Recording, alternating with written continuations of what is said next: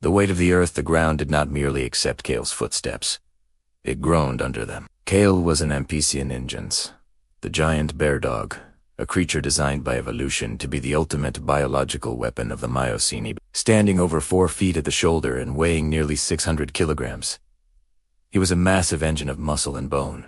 The sun beat down on the golden savanna of what would one day be North America, baking the scent of sage and dry dust into the air.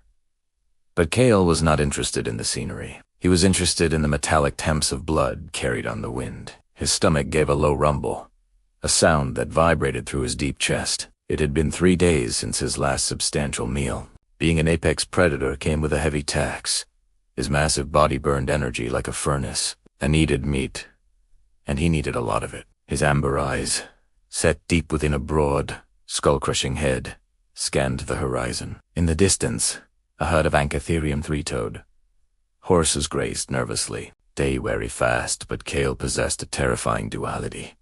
He had the explosive power of a bear and the enduring stamina of a wolf. He lowered his body, his fur blending perfectly with the tall, dry grass. He did not stalk like a cat, silent and fluid. He moved with the deliberate, heavy silence of a landslide waiting to happen. He targeted a straggler, an older male horse with a slight limp.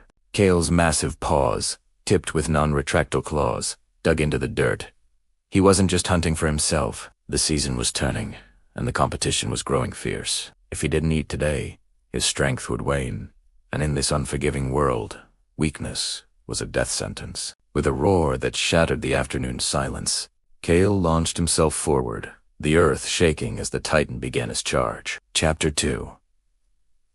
The nightmare swine the kill had been successful, but the victory was short-lived. Kael stood over the carcass of the horse, his jaws wet with crimson. The rich taste of the meat began to satiate the gnawing hunger in his gut, but before he could settle into the feast, the wind shifted. It brought a smell that made even a titan like Kael bristle a stench of rot, old musk, and aggression. He stopped eating and raised his massive head. Emerging from the brush line was a creature that looked like it had been dredged from a nightmare. Often called the hell pig, this entelodont was nearly as tall as Kael, with a skull seemingly made of bony warts and a jaw filled with teeth distinctively designed to crush bone. The Daeodon wanted Kael's kill. This was the law of the Miocene. Nothing was truly yours until you had digested it. The pig grunted, a guttural sound that sounded like rocks grinding together, and snapped its jaws, displaying tusks thick as a human wrist. Kael did not back down. He was the bone crucia. He stepped forward, placing himself between the scavenger and his prize. Kael roared, a sound much deeper and more resonant than the pig's squeal. It was a warning. The Daeodon, driven by its own starvation, charged. The collision was like 2 freight trains meeting. Kael used his superior grappling ability, swiping his bear-like paw across the pig's snout, tearing thick skin. The Daeodon countered, ramming its bony head into Kael's ribs. Pain flared, hot and sharp, but Kael's adrenaline surged. He bit down on the pig's shoulder, his jaws capable of exerting thousands of pounds of pressure clamping tight. The pig shrieked, realizing too late that this was not a wolf it was fighting, but a king. Chapter 3. The scorch weeks passed, and the encounter with the hell pig had left Kael with a jagged scar across his flank, a reminder of the constant war for survival. But a new enemy had arrived, one he could not bite or claw. The Great Drought.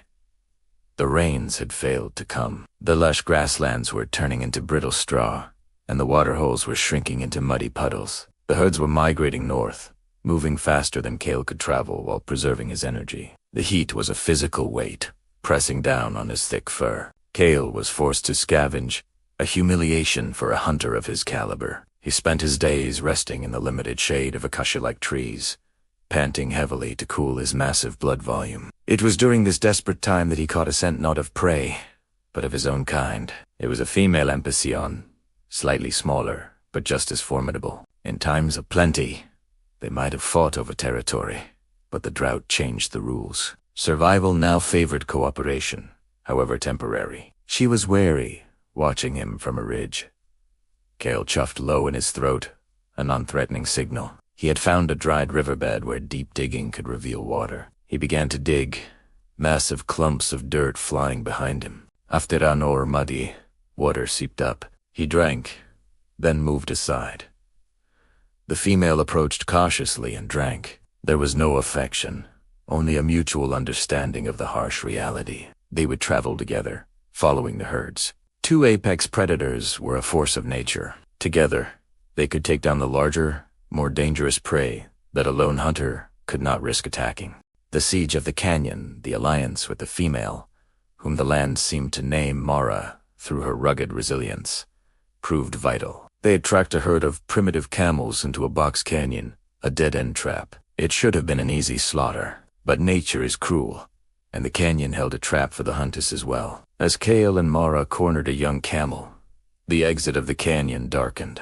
It wasn't just one Daeodon this time. It was a sounder of three. The scent of the trapped camel had drawn every scavenger for miles. Kael and Mara were now the ones cornered. The hell pigs, emboldened by their numbers, advanced with clicking jaws. Kael looked at Mara. Her hackles were raised, her teeth bared. They stood shoulder to shoulder, a wall of fur and muscle. The lead pig lunged at Mara. She sidestepped with surprising agility and snapped at its neck. Simultaneously, Kael launched himself at the second pig. He didn't just bite, he used his immense body weight to tackle the beast, pinning it to the dusty canyon floor. The fight was chaotic. Dust clouded the air, obscuring vision. Kael felt teeth rake his hind leg, but he ignored the pain, focusing on crushing the windpipe of the pig beneath him. A sickening crunch echoed off the canyon walls, the bone-crushing power of the Amphicyon, living up to its name. The lead pig, seeing its packmate go limp, hesitated. That second of hesitation was all Kael needed. He rose, blood-soaked and terrifying, and let out a roar that shook loose pebbles from the canyon walls. The remaining pigs, realizing the cost of this meal was too high, turned and fled. The canyon was theirs. Chapter 5. The last Titan. Years bled into one another. The fur around Kael's muzzle had turned gray, and his movements were stiff in the cold mornings. The world was changing again. The climate was cooling, the forests were receding, and new, faster predators were beginning to appear on the fringes of his territory. But Kael remained the undisputed king of his domain. He had sired a litter with Mara, passing on his genes, his strength, and his instinct to a new generation of titans. One evening, Kael lay on a high promontory overlooking the valley where he had spent his life. The sun was setting, painting the sky in violent shades of purple and orange. Below, he watched a young Amphicyon son stalking a deer. The technique was imperfect, a little too loud, but the power was there. Kael felt a deep, weary satisfaction. He had fought the hell pigs, survived the Great Drought, and held his ground against the turning of the ages. He rested his heavy head on his paws. The old wounds ached, and his breathing was shallow.